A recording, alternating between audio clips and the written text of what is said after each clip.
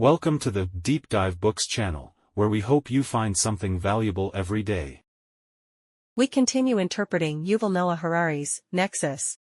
This is part 3 of our interpretation. Today, let's see how Harari addresses one of the most significant, yet contentious topics in social sciences: democracy.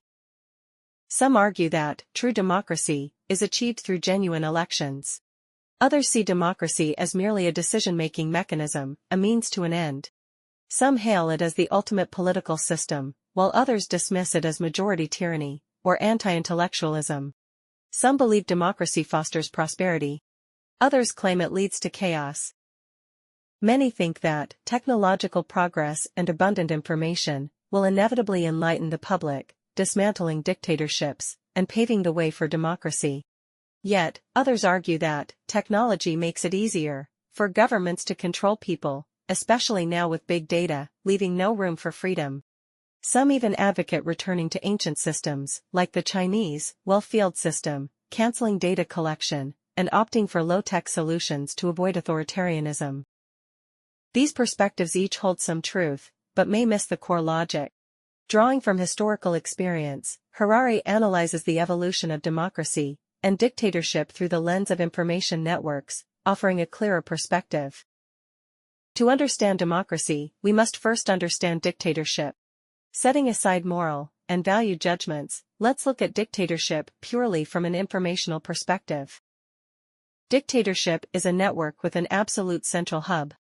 All information flows from local areas to the central hub, where decisions are made, and then disseminated back to the local levels. Horizontal connections between local areas are minimal or non-existent. In essence, dictatorship means all roads lead to Rome, or rather, all information converges in Moscow. Of course, dictatorships vary in degree. All authoritarian regimes aim to centralize power. However, this centralization process is dynamic and constrained by technology, often falling short. When centralization is highly successful, it becomes totalitarianism. Extreme centralization. In a totalitarian state, every individual and every action aligns with the central hub, under total control. The Soviet Union once reached this level, making it not just a dictatorship, but a totalitarian regime. In contrast, ancient China and the Roman Empire allowed local autonomy, making them authoritarian, but not totalitarian. Another hallmark of dictatorship is the unquestionable authority of the central hub. For example, while the Roman Empire had a legislature, it became a rubber stamp. Similarly, the Soviet judicial system conducted trials as mere performances, with outcomes pre-decided by the central hub. By understanding dictatorship, we gain insight into what democracy truly entails. Democracy operates on a decentralized information network. It lacks an absolute central hub, with numerous horizontal connections between nodes. In other words, dictatorship is a centralized network, while democracy is a decentralized network. That said, decentralization in democracy isn't absolute. Large nodes still exist, such as central governments. However, these nodes do not hold absolute authority, and democracy thrives on having multiple centers of power. For example, the U.S. is often described as having 3 branches of government. In reality, it has many branches. Beyond the government, legislature, and judiciary, democracies require independent political parties, media, universities, NGOs, religious organizations, businesses, and individuals. These form the nodes of the information network. Some large, some small. With the ability to connect horizontally and self-organize. In a democracy, where you live, what work you do, what you study, what crops you grow, what products you make, or what events you hold doesn't require central approval. The central government has no authority to interfere. Critics of democracy often say it's a scattered pile of sand, unlike authoritarian regimes, which act like one solid fist. This isn't entirely accurate. Strictly speaking, democracies are many fists or, more precisely, many nodes. Harari puts it succinctly. Dictatorship is when a single central hub decides everything, while democracy is when different nodes engage in continuous dialogue. If you value freedom, you will likely value democracy. Its essence isn't majority rule, where decisions are made solely through majority votes. Quite the opposite. Democracy's core principle is to avoid voting whenever possible. For example, what people wear, what games they play, or what movies they watch are personal choices in a democracy. Governments aim to leave space for individuals to decide, maintaining a minimal presence. Democracy particularly safeguards two aspects: human rights and civil rights. Human rights include the right to life, work, privacy, freedom of speech, and religion. Civil rights include voting rights, press freedom, academic freedom, and assembly rights. For instance, if a president like Trump were elected in a democratic system, he could not later hold a vote to disenfranchise opposition voters. Even if the majority supports such a motion, democracy would not allow it. But certain public affairs inevitably require restrictions on freedom, leaving no choice but to hold a vote. For instance, declaring war. You can't have only part of the population declaring war on another country. War is a national act. Sending troops must represent the entire nation. Another example is legislation. In principle, you are free to start a business and sell products, but what if your product endangers society? Issues like these require a unified national stance and standards, necessitating a vote. Even so, voting cannot be taken lightly. Democracy has two error correction mechanisms. One is pre-decision deliberation. A nationwide public dialogue must be held. The other is post-decision amendment. If the initial decision proves to be wrong, the media, scholars, and civic organizations can point out the mistake, allowing for swift correction. Harari offers an example.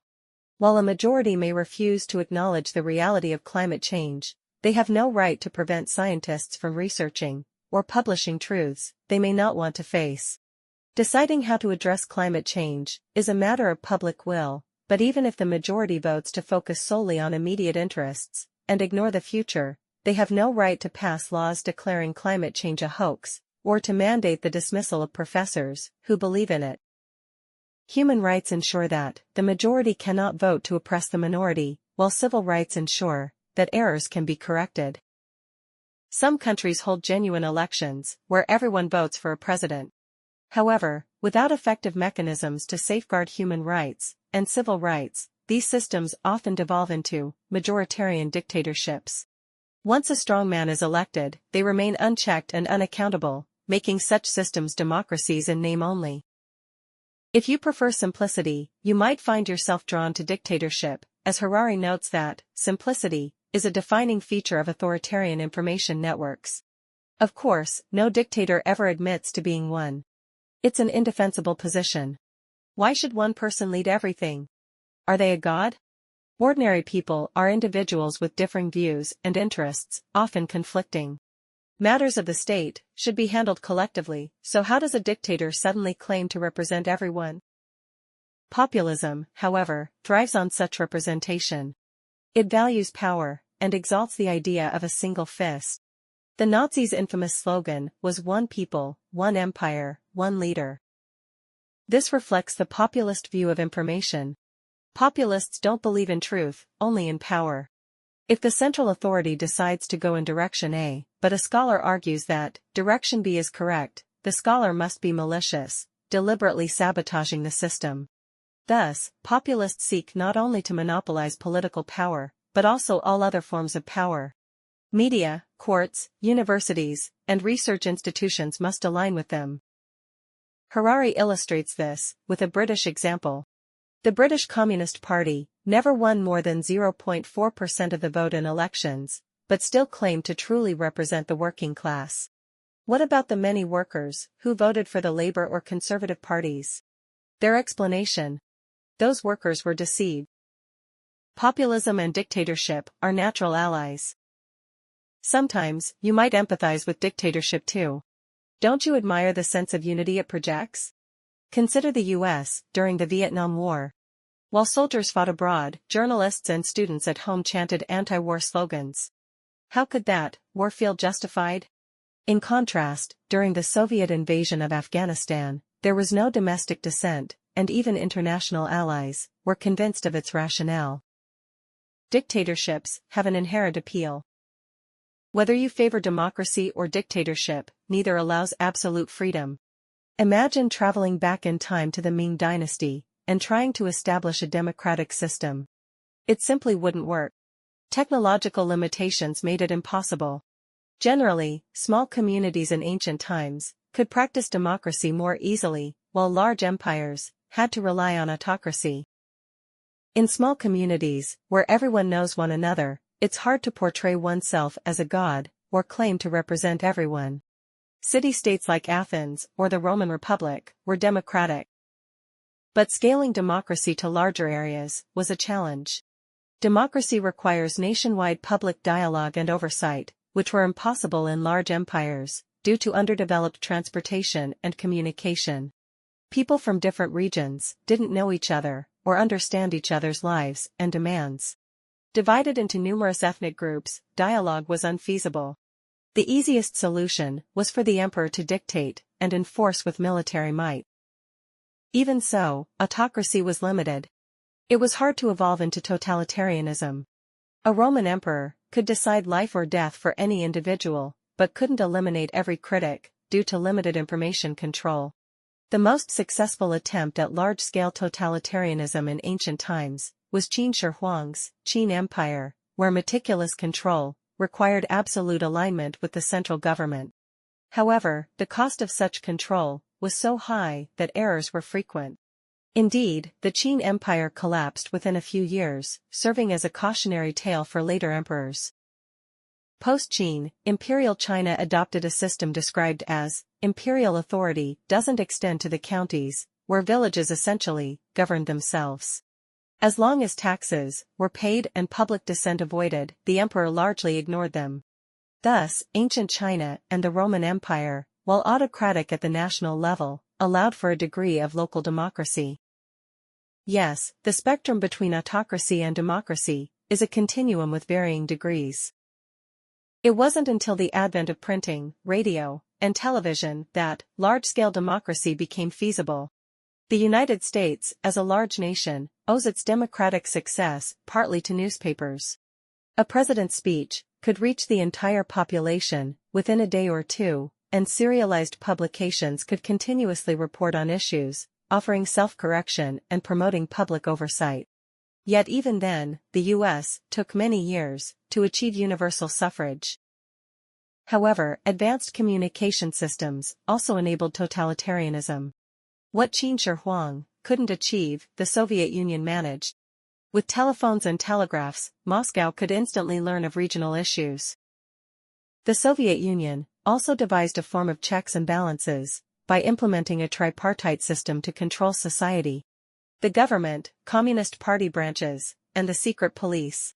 These three systems supervised one another, but this was not a decentralized network, as all were ultimately accountable to the central authority. Nazi Germany allowed some freedom for churches and private businesses, but the Soviet Union sought to control everything. Even a casual soccer match required a party member or secret police presence. Even scientific theories needed government approval to determine their validity. In short, technology can both expand democracy and deepen dictatorship. Proposals to prevent totalitarianism by reverting to primitive systems, like feudalism or rejecting technological progress, are unrealistic. Ancient empires didn't loosen control because they didn't want to, but because they couldn't. Modern democracies don't impose stricter regulations not because they lack the capability, but because their systems prohibit it. This raises the question: as technology continues to advance, which will prevail? Democracy or dictatorship? The Soviet Union has long since collapsed, and we intuitively believe that democracy will ultimately win. But Harari, reflecting on historical patterns, is less optimistic. Consider the Soviet Union. Its system lacked an automatic error correction mechanism. No one dared to admit Stalin's mistakes, so he made countless errors. Massacring millions of Kulaks, and nearly destroying agriculture, purging his loyal soldiers and heroes, and making reckless wartime decisions. Yet his authority remained unshaken. Isn't this, too, a kind of systemic advantage? By monopolizing information, inventing class-enemy conspiracies, and exercising absolute societal control, Stalin managed to impose order over hundreds of millions of people. Harari argues that, if we set aside morality, and focus solely on power, as populists do, we might conclude. The Soviet collectivization movement, despite causing a famine, rapidly extracted resources from rural areas, enabling swift industrialization. Stalin's disregard for expert opinions resulted in flawed fighter jet designs, but sheer numbers compensated for the quality gap. The purges weakened the Red Army, leading to repeated defeats in 1941, but Stalin's absolute control ultimately secured victory. Some people might view these as acceptable trade-offs, so long as they themselves aren't the ones paying the price.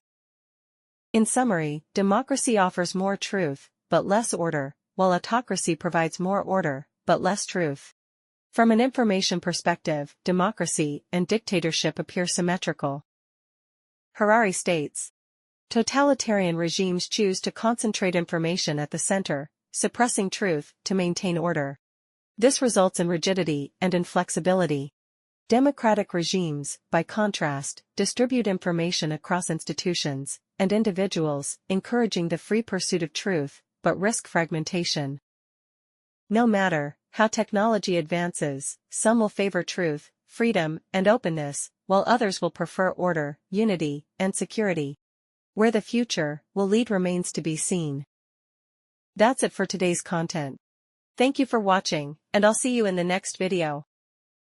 If you feel there is value in this, please like, subscribe to this channel, and leave your thoughts or suggestions in the comments section. Let's grow together and read more good books.